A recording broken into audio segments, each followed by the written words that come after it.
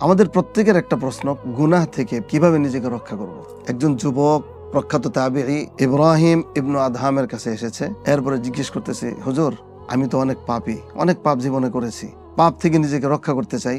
এমন কোনো বিষয় আছে যে বিষয়গুলো আমার এবং পাপের মাঝে অন্তরায় হয়ে দাঁড়াবে? ইব্রাহিম ইবনু আদহাম রাহিমাহুল্লাহ তাআলা বললেন, 5টা বিষয় রয়েছে যে এই বিষয়গুলো তোমার এবং তোমার পাপের মাঝে বাধা হয়ে দাঁড়াবে, অন্তরায় হয়ে দাঁড়াবে। 1 নাম্বার হচ্ছে, তুমি যখন পাপ করার ইচ্ছা করবে, আল্লাহর নাফরমানি করার ইচ্ছা করবে, তখন তুমি আল্লাহর রিজিক আহার করবে না। যুবক বলতেছে, হুজুর, আমি আল্লাহর রিজিক আহার করব না, তাহলে কোত্থেকে আহার করব? পৃথিবীতে যত রিজিক রয়েছে সবই তো আল্লাহর।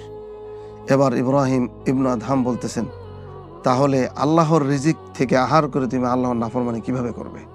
আচ্ছা, 2 নাম্বার হচ্ছে, তুমি আল্লাহর রাজত্বের বাইরে পাপ করবে, আল্লাহর রাজত্বের ভিতরে পাপ করবে না। যুবক বলতেছে, হুজুর, আল্লাহর রাজত্বের বাইরে তো কোনো রাজত্ব নাই, তা আমি কোথায় যাই পাপ করব?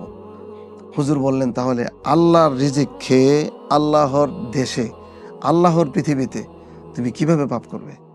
3 নাম্বার, যদি আল্লাহরটা খেয়ে আল্লাহর দেশে থেকে তুমি পাপ করতেই চাও, অন্তত পক্ষে আল্লাহর সামনে পাপ করবে না, গোপনে গোপনে করবে, যেন আল্লাহ না দেখে। যুবক বলে, হুজুর, আশ্চর্য বিষয়, আল্লাহ দেখে না এমন কোনো জায়গা কি কোথাও আছে? এবার ইব্রাহিম ইবনে আদহাম বলতেছেন, আল্লাহর কাছ থেকে যদি গোপন না করা যায়, তাহলে হে যুবক, আল্লাহরটা খেয়ে আল্লাহর দেশে থেকে আল্লাহর সামনে তুমি কিভাবে পাপ করবে? এবার 4 নাম্বার হচ্ছে, তুমি তো পাপ করতেছো, যখন মৃত্যু চলে আসবে তখন মালাকুল মাউতকে বলবে, তুমি পরে আসো, আমি ইস্তেগফার করি, তাওবা করি, ভালো কাজ করি, এরপরে আমার মৃত্যু ঘটাও। মালাকুল মাউতকে তোমাকে ছেড়ে দিবে। যুবক বলতেছে, হুজুর, মালাকুল মাউত নির্ধারিত সময় উপস্থিত হয়ে কাউকে ছেড়ে দেয় না। ইব্রাহিম ইবনে আদহাম বলতেছেন, তাহলে যুবক, তুমি কিসের অপেক্ষায় আছো?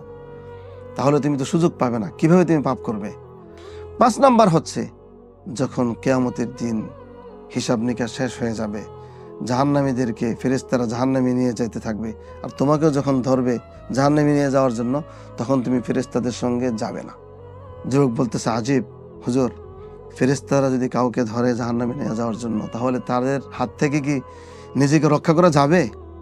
এবার ইব্রাহিম ইবনে আদহাম বলতেছে, যুবক, যদি ফেরেশতাদের হাত থেকে নিজেকে রক্ষা করতে নাই পারো, তখন তাহলে তুমি কিসের অপেক্ষায় আছো? তুমি পাপ কিভাবে করবে?